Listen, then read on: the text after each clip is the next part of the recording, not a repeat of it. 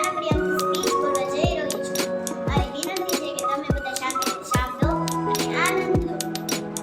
ભારત દેશમાં તહેવારોની સાથે સાથે અલગ અલગ મહત્વના દિવસો ઉજવવામાં આવે છે.